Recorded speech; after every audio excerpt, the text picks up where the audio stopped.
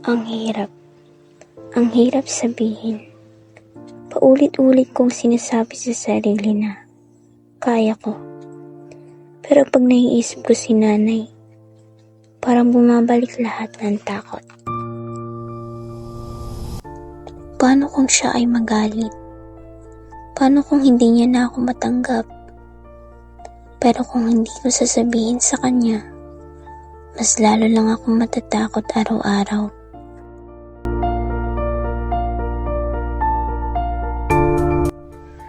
Wala naman ako sinisisi.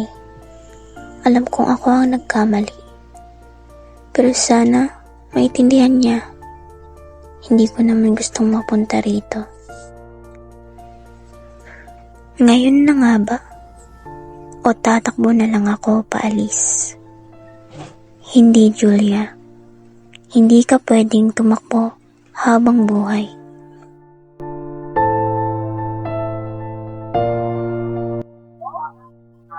Nanay, pwede po ba tayong mag-usap sandali?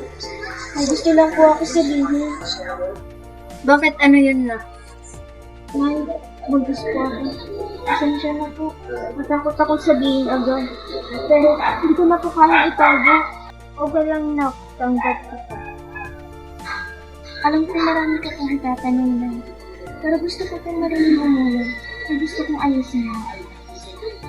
Mag-aaral pa rin po ako. Hindi ko tatalikuran ang mga pangarap ko. Sana hindi mo rin pa ako talikuran ng...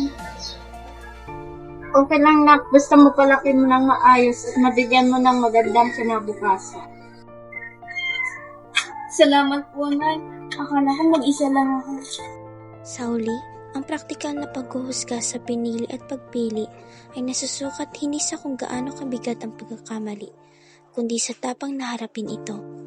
Ang katotohanang pinili, kahit masakit at natatakot, ang siyang nagbukas ng daan sa pag-unawa ng ina at sa panibagong simula ng buhay.